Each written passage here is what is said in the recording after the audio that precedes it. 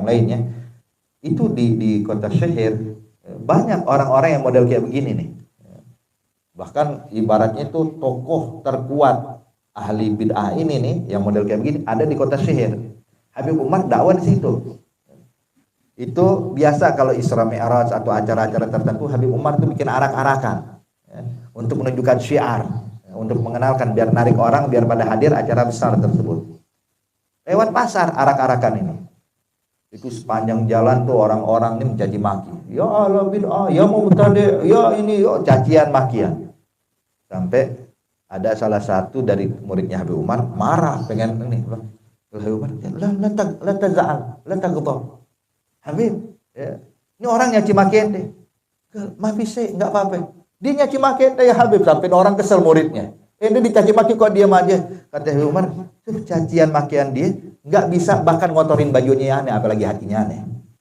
Baju aneh enggak kotor, enggak ada nodanya apalagi hati aneh. Biarin udah. Kita siar ini bukan untuk menyerang mereka tapi untuk ngajak orang yang sepaham sama kita biar pada hadir. Subhanallah. Kalau gitu udah mungkin gergetan aja bawaannya ya. Ya Rabb. Ya. Maka di sini dinyatakan kalau ada orang tujuannya untuk itu ya khair, ambil manfaatnya. Wa kullu zalika asbab sa'adatik, yang mana itu semua adalah yang menyebabkan sa'adatuna, bisa menyebabkan kebahagiaan kita di akhirat. Fastagil bitalabi sa'adat, maka sibukkan dirimu untuk meraih kemuliaan dan kebahagiaan tersebut. Daripada kita sibuk ngurusin cacian makian mereka, kelas kita sibukkan gimana itu biar dapat sa'adah, biar dapat kemuliaan dari Allah Subhanahu wa taala. Fa mahma qasadta dukhul ala malik. Ya, ini dikasih perumpamaan oleh Imam Ghazali.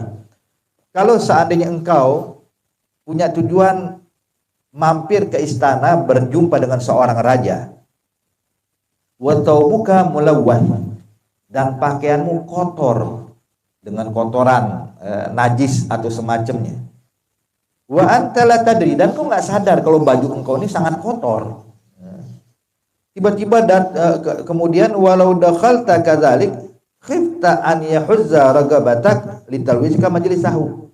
Maka takutlah kalau engkau tetap datang ke istana dengan pakaian yang penuh najis dan kotor ini ujung-ujungnya hukumannya kepala ente bakal pisah dari badan ente. Kenapa? Sebab ente bakal ngotorin majlis istana, makanya raja bakal kesal, hukum enggak, pancung nih orang. Bisa dihukum mati. Faqala qail, ketika engkau sedang berjalan, yang mana kalau seandainya engkau tetap datang ke istana engkau bakal dihukum mati. Maka ada orang yang memanggil kita di tengah jalan, ayyuhal mulawwad, tahir binafsik. Tahir nafsak. Bilang, hei orang yang kotor atau orang yang terkotori pakaiannya, maka ayo bersihkan dulu dirimu, bersihkan dirimu. Wayam bagi, maka sepatutnya antafrah bihi, maka sepatutnya ente pun harus senang pada itu orang.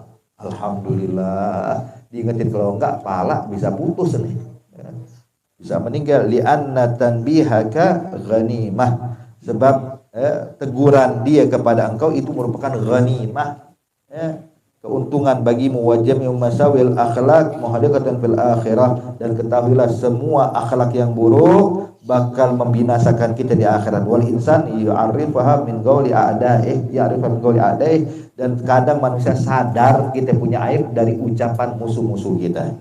Yang bagi ayat tadi maka ambil nih kesempatan ini ketika orang mencaci maki kita, khalas, perbaiki diri kita, perbagus diri kita. Wahakada.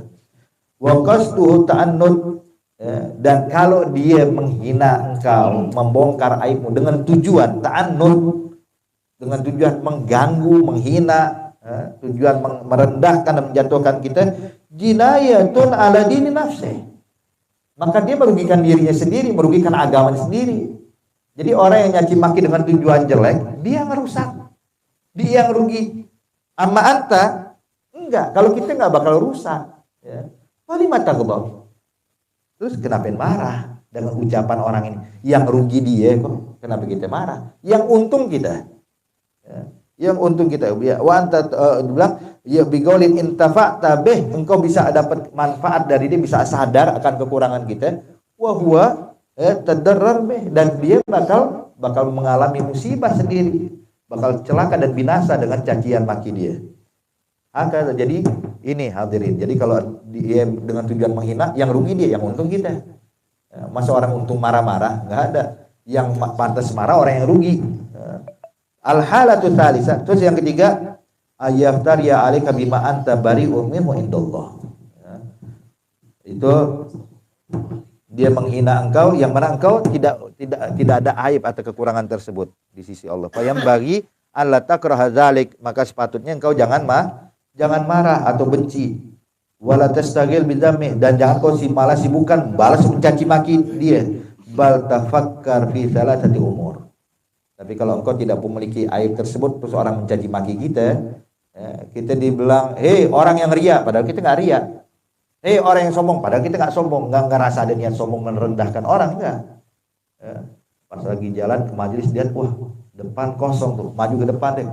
Hei, orang sombong, hei, orang yang maki kita nggak ada niat sombong sama sekali. Terus orang nuduh kita sombong. Apa harus kita lakukan? Hendaknya tetap bakar di salah satu umur. Maka renungkanlah dalam 3 perkara yang bakal disebutkan di sini. Yang pertama, annaka la takhlu an amsalih. Wa ma satarahu, sebab kita ini enggak bakal selamat an amsal, la takhlu an amsalih. Artinya kita enggak bakal selamat daripada orang-orang yang seperti mereka ini. Wa ma satarahullah an min uyubik aktar, dan ketahuilah yang Allah sembunyikan daripada aibmu itu banyak banget, lebih banyak. Fazkurillah idza lam yutli'ahu wa daf'ahu anka bi dzikri ma anta bari'un anhu. Maka bersyukurlah kepada Allah yang mana Allah tidak membuat dia sadar akan aib kita yang banyak tadi. Tapi dia cuma mencaci maki sesuatu yang kita nggak ada. Ya, bersyukur Allah masih tutupin aib kita. Kalau Allah bongkar aib kita, waduh, tiap hari dicaci maki kita. Yang kedua, an-nadzalika kafarah li bagi masawi. Anggap tuh cacian tuh ibaratnya cuma membuat nebus dosa kesalahan kita yang lain. Untuk nebus dosa kesalahan kita yang lain. Fa ka'annahu ramaka bima anta bari'un minhu wa tahharaka min dzunubin wa anta mulawwatun biha. Ibaratnya itu orang yang mencaci maki kita itu, yang mana cacian itu kita selamat sebenarnya dari aib tersebut. Itu ibaratnya untuk mensucikan daripada dosa yang mana kita kotor dengan dosa yang lainnya. Biar anggap itu kafarah. Wa man ghatabaka faqad ahda ilaika hasanati. Terus terang orang yang ribain kita, yang gosipin kita, yang ngomongin kita dari belakang, itu orang lagi ngasih hadiah pahalanya buat kita. Ibaratnya setiap orang gosipin kita, bersyukur, alhamdulillah dapat tambahan pahala, tanpa ibadah dapat pahala ibadah. Makanya Sayyidina Hasan al-Basri sampai teriak deh, ayuhan nas, hei orang-orang yang benci aneh, hei orang-orang yang biasa ngomongin aneh, tolong tahajudnya yang bagus ya, Qurannya yang rapi bacanya. Kenapa? Saya biar dapat pahala tahajudnya, pahala yang besar. Perbagus sholat kalian, hei orang mencaci maki saya, yang ngomongin saya, tahajud jangan tinggal. Tahajud jangan tinggal. Kenapa? Jadi nanti di akhirat ada berkiriman pahala tahajud. Subhanallah. Tuh lihat. Makanya orang kalau ngomongin orang itu sama dia lagi ngasih hadiah. Makanya Imam Al-Ghazali bilang, kata Imam Ghazali, kalau seandainya saya mesti gosip, mendingan aneh gosipin umi aneh sendiri. Loh, astagfirullah Imam Ghazali, kenapa umi ente sendiri biar digosipin? Ini kan parah. Dia bilang, iya, daripada ngasih pahala ke orang, mendingan kasih pahala ke umi, katanya. Coba lihat. Ibaratnya bukan berimam gosipin orang, cuman lihat di sini. Dia bilang buat apa gitu gosipin orang. Daripada ngasih orang lain, mendingan kasih orang tua kita sendiri, pahala biar banyak orang tua kita biar selamat di akhirat. Kemudian dinyatakan waman madahaka faqad ghata'a, dan orang yang memujimu itu seakan-akan tuh orang sudah memotong daripada punggungmu atau memotong daripada zahrak, arti pundakmu, badanmu. Mau balukan tamra bigat izhar wa tahzan li hadayal hasanat. Terus kenapa kita enggak Fama balukan tamra bigat izhar, terus gimana ente bisa senang dipotong badanmu, dipotong badan kok senang, tapi giliran dan kau sedih ketika orang memberikan kau hadiah pahala. Alat itu geribuka, yang bisa mendekatkan engkau dirimu kepada Allah, wa tataz'ama annaka tuhibbul qurb min Allah, dan kau menyangka, kau selalu bilang kalau saya ini pengen dekat sama Allah. Kalau orang yang pengen dekat sama Allah dicaci maki, jangan marah. Jangan marah dicaci maki, mesti senang, alhamdulillah makin dekat lagi sama Allah. Makin dekat lagi sama Allah. Hakada. Al-Imam Syafi'i waktu dicaci maki, dihina sama orang, kata Imam Syafi'i, bang ya Syafi'i, ente dicaci maki, ente dihina, ente dibenci, ente begini. Dia bilang, ya fulan, Allah aja nggak luput dari hinaan hamba-hambanya. Nabi Muhammad tidak luput dari cacian umatnya. Dibilang tukang sihir lah, dibilang inilah, ya apalagi cuman saya Syafi'i. Allah aja dicaci maki sama hamba-hambanya. Dibilang punya anak lah, dibilang beginilah, begitulah. Nabi Muhammad dibilang tukang sihir, dibilang dukun, oh begini dan begitu. Ya apalagi cuman Syafi'i. Maka kalau kita bilang kepada Imam Syafi'i, ya apalagi kita Imam Syafi'i. Kemudian watalid annal miskin gajjana ala dinihi wa ahlaka nafsah. Sebab nih orang nih yang nyaci maki kita, kesian. Miskin ada rojul, kesian nih orang. Kenapa? Sebab dia udah membinasakan agamanya sendiri, dan membinasakan dirinya sendiri.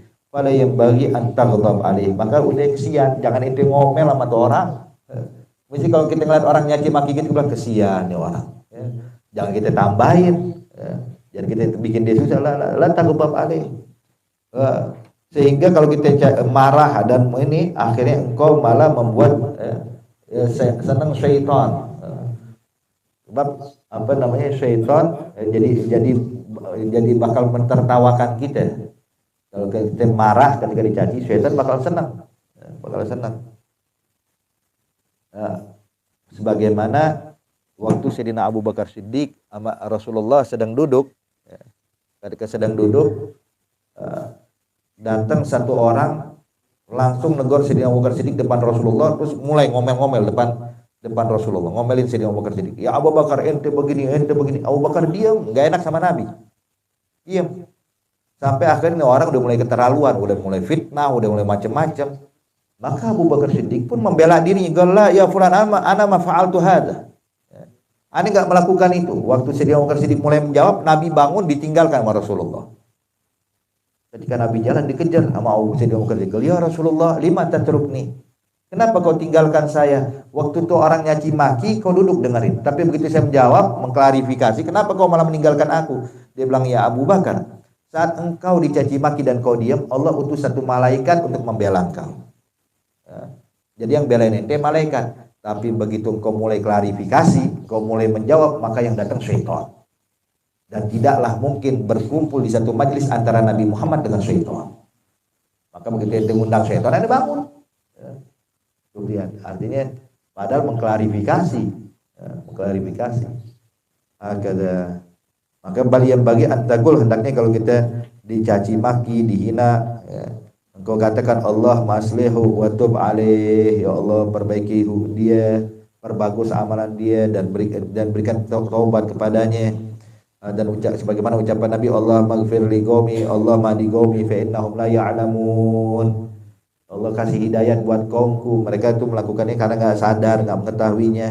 Lama ketika ini doa kapan Nabi panjatkan? Ketika kasar rubaiyah tuh. Ketika gigi rubaiyah, ini gigi seri Nabi patah. Gara-gara lemparan batu orang-orang kafir Mekah ke wajahnya Nabi Muhammad. Wasajju wajhah, dan robek daripada bagian pipi atau bagian wajahnya Rasulullah. Keluar darah. Wagatalu ammah, dan saat mereka di perang Uhud itu mereka membunuh pamannya Rasulullah, Sayyidina Hamzah. Maka yang keluar dari doa dari Nabi, Allah mahdi qaumi fa innahum la ya'lam. Hanya doanya Nabi. Diganggu, diperangin, dimusuhin, diincar untuk dibunuh, disakiti keluarganya. Yang keluar dari ucapan Nabi bukan balasan cacian, tapi Allah mahdi qaumi fa innahum la ya'lamun. Da'a Ibrahim bin Adham liman syajjara ra'sahu bil maghfirah. Begitu juga doanya doanya Ibrahim bin Adham ketika satu orang memukul dia sampai robek kepalanya Sayyidina Ibrahim bin Adham. maka dia doakan Allah maghfir lahu wa adkhilhul jannah. Ya Allah, ampunin dosanya dia dan tolong masukkan dia ke dalam surga. Buat siapa ini doa? Buat orang yang gangguin dia. Subhanallah. Sampai ini orang begitu sadar nih, Ibrahim bin Adham nanya, ya Ibrahim, ente maafin aneh aja udah cukup, kok malah didoain masuk surga? Kata Ibrahim bin Adham, sebab engkau menyebabkan saya dapat pahala karena sabar di atas gangguanmu. Gara-gara ini aneh dapat pahala. Masa orang yang menyebabkan saya dapat pahala aneh doain masuk neraka? Itu penyebab aneh dapatkan pahala. Maka aneh harus berbuat baik pada yang aneh doain biar masuk surga. Maka dinyatakan di sini, faqila lahu faqala alimtu anni ma'jurun bisababi. Sebab aneh tahu aneh dapat pahala sebab dia. Aneh berkat dia nih aneh dapat pahala. Pahala apa? Sabar. Sabar ketika diganggu. Wala arda, maka aku enggak ridha ayyakuna mu'aggaban bisababi, dan saya enggak ridha kalau dia dapat hukuman gara-gara saya. Ini orang nyebabin saya dapat pahala, kok saya menyebabkan dia dapat hukuman. Wa yahawwina 'alaika karahatal madzammah qad at-tama. Dan juga untuk bakal ringan bagi engkau untuk karahatul madzammah, tidak suka dicaci maki dengan cara apa? God utama. Putuskan tuh tamak kita akan harta, tamak kita akan kedudukan, tamak kita akan kehormatan. Sebab sifat tamak akan kedudukan, kehormatan, harta ini yang membuat seseorang tidak bakal kuat ketika dicaci maki. Kenapa? Sebab dia pengen dapat kehormatan, kok malah dihina. Dia pengen dapat kedudukan, kok malah direndahkan. Nah, akhirnya ini menyebabkan jadi karahatul madzammah. Maka qat'ut tamak, putuskan sifat tamakmu, maka itu bakal ringan untuk tidak marah atau tidak benci ketika dicaci maki. Wa man kanat himmatu ila tahsilil manzilah, maka barang siapa yang tujuan dia, keinginan dia, obsesinya dia hanya untuk mendapatkan manzilah, wala yang bagi ayat ma wa huwa yuhibbul mal wal jah wal madah wa bughdul dzam fi salamati dinih fa inna dzalika ba'idun jiddan. Terus orang yang sibuknya cuma dapetin harta kedudukan terus bisa selamat dari karahiyatul madzammah, tidak marah kalau dicaci maki, ini terus terang ba'idun jiddan, mustahil, jauh sekali. Jadi orang yang bakal selamat dari penyakit ini adalah yang tidak ada tomak dalam hatinya, rakus akan kedudukan, kemuliaan, kehormatan di mata manusia. Insyaallah Allah berikan taufik hidayat buat kita semuanya, bantu kita untuk bisa menyelesaikan penyakit hati ini, amin ya rabbal alamin. Mungkin sampai di sini dulu, ayolah ahbab. Kita doakan juga ini buat arwah Bapak Haji Jamhuri bin Haji Ma'ir wa Haji Ramla bin Haji Mastara wa Haji Masira bin Haji Muhammad Tahir, Haji Mardiyah binti Haji Adam Damiri, Ibu Sri Purwati bin Haji Sri Kuncura wa Wilda Humairah binti Haji Masdira wa Ahmad Muzammil bin Haji Abdul Muttalib. An Allah Ta'ala yaghfir lahum warhamhum walidina walidikum wa amwatina amwatikum wa muslimin ajma'in. Ala hadhihi wa kullu niyatin salihah wa ila hadratin Nabi Muhammadin sallallahu alaihi wasallam. Al-Fatihah.